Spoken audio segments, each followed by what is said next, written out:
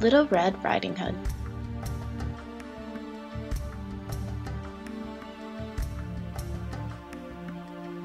Little Red Riding Hood was loved by everyone, but mostly her grandmother. Her grandmother even gave her a red velvet jacket that she loved so much she never took off, and that's how she got her name.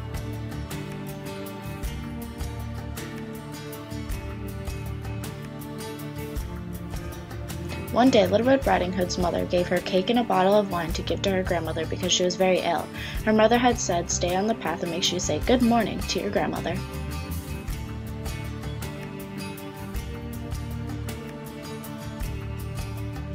As Little Red Riding Hood was walking through the woods, a wolf had approached her. She wasn't scared at all, but that's mostly because she didn't know what he was up to.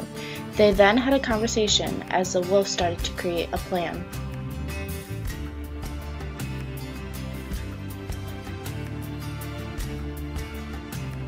The wolf had told Little Red Riding Hood that she should pick some of the pretty flowers. She saw the sunbeams dancing in the trees and all the flowers growing. It was still early in the day and she could get there in good time, so she ran off the path to get some flowers, and every time she picked one, she thought she saw a pretty one. She was now deep into the woods.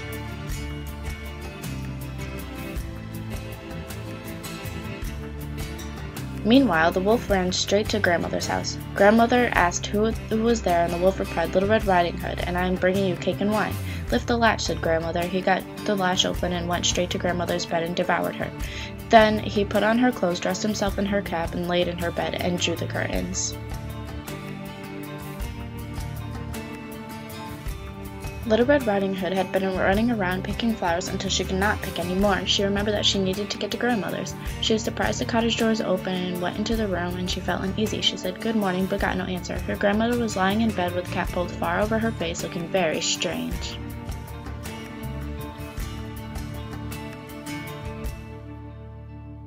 "Oh, Grandmother, what big ears you have! All the better to hear you with, my child," was the reply. "But Grandmother, what big eyes you have! All the better to see you with, my dear." "But Grandmother, what large hands you have! All the better to hug you with." "Oh, but Grandmother, what large teeth you have! All the better to eat you with." And then with one bound, the wolf swallowed up Little Red Riding Hood. Then the wolf was very full and fell asleep.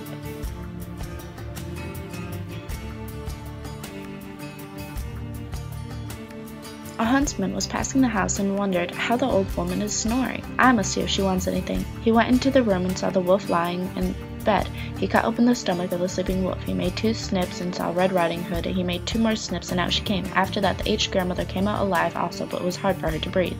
Little Red Riding Hood quickly fetched some stones, then he filled them in the wolf's stomach. When he woke up, he wanted to run away, but he couldn't because the stones were so heavy he collapsed and fell dead.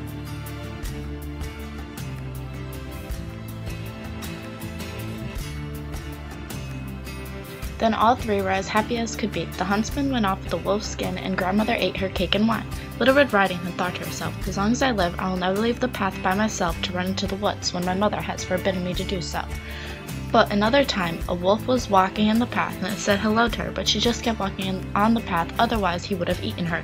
Soon after, the wolf knocked on the door. "It's Little Red Riding Hood," he said, but they did not speak or open the door, so the wolf jumped onto the roof, waiting until Little Red Riding Hood went home so he could devour her.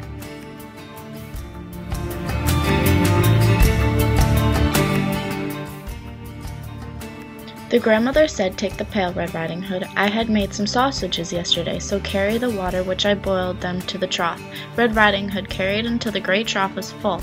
Then the smell of sausages got to the wolf, and he sniffed and stretched out his neck so far that he could no longer keep his footing. He began to slip, and he slipped down to the room into the great trough, and he was drowned. She went joyously home, and no one did anything to ever harm her again. The end.